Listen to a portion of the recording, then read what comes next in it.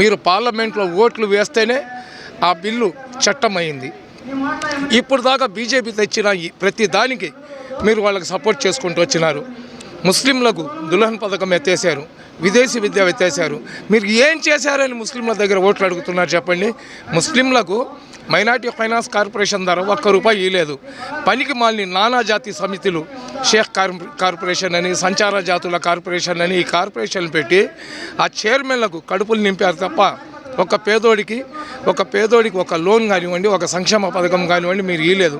కాబట్టి దయచేసి అమ్మబడి ఇస్తున్నానని చెప్పి జగన్మోహన్ రెడ్డి నాయన గోచి తీసేస్తున్నాడు. కాబట్టి ఇటువంటి జగన్మోహన్ రెడ్డి గారు మాకు అవసరం లేదనే భావనకు ముస్లింలందరూ కూడా, ముస్లింలలో ఎక్కువ శాతం వచ్చి ఉన్నారు. కాబట్టి రాబోయే ఎన్నికల్లో ఖచ్చితంగా నెల్లూరు జిల్లాలో మన వేమిరెడ్డి ప్రభాకర్ రెడ్డి గారి సారథ్యంలో 7 సీట్లు తెలుగుదేశం పార్టీ గెలిపించడానికి మనం అందరం కూడా కృషి చేస్తామని తెలియజేసుకుంటాం. తెలుగుదేశం పార్టీకి సపోర్ట్ చేస్తున్నాం తప్ప మైనార్టీల మీద దౌర్జన్యాలు చేస్తే మైనార్టీలకు గొంతు నలిపేస్తారు, మైనార్టీలను తరిమేస్తారంటే ఇక్కడ మైనార్టీలు ఎవరు చేతుల్లో గాజులు వేసుకొని ఉండరు.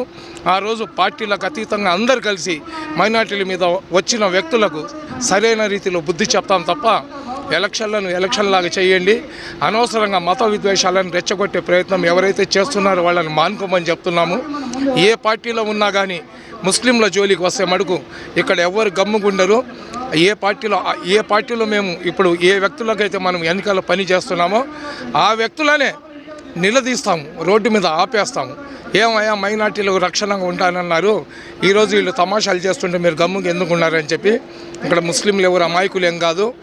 ఒక మంచి వ్యక్తికి మనం అవకాశం కల్పిస్తే వాళ్ళు ముస్లిం సమాజానికి మేలు చేస్తారనే ఒక ఆలోచనతో మనం వేమిరెడ్డి ప్రభాకర్ రెడ్డి గారికి, కాకాల సురేష్ గారికి, తెలుగుదేశం పార్టీకి సపోర్ట్ చేస్తున్నాం. మనం వైఎస్ఆర్సీపీ పార్టీలో ఉండి ఈ అబద్ధ ప్రచారాలు చేసే వాళ్ళకి నేను ఒకటే అడుగుతున్నా, పార్టీలకు అతీతంగా, కుల మతాలకు అతీతంగా మంచి చేసే వ్యక్తికి సపోర్ట్ చేయాలని ఒక ఆలోచనతో మర్యాదపూర్వకంగా కలవడం జరిగింది. తొందరలో కాకర్ల సురేష్తో మాట్లాడి ఒక మంచి కార్యక్రమం పెట్టి సుహేల్ గారు తెలుగుదేశం పార్టీలో చేరడం జరుగుతుంది. ఇక్కడ కాకర్ల సురేష్ కానివ్వండి, వేమిరెడ్డి ప్రభాకర్ రెడ్డి కానివ్వండి, ఇద్దరు మంచి వ్యక్తులు, స్వార్థం లేని వ్యక్తులు. అటువంటి వ్యక్తులకు ఈ ఎన్నికల్లో అత్యధిక మెజార్టీతో గెలిపించాలని చెప్పి మనమందరం కూడా కోరుకుంటున్నాం.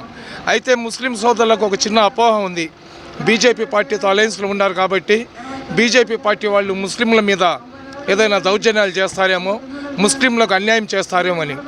ముస్లింల మీద ఎవరు ఏ అన్యాయం చేసినా కానీ ముస్లింలు చేతుల్లో గాజులు వేసుకొని అయితే చూస్తూ ఉండరు.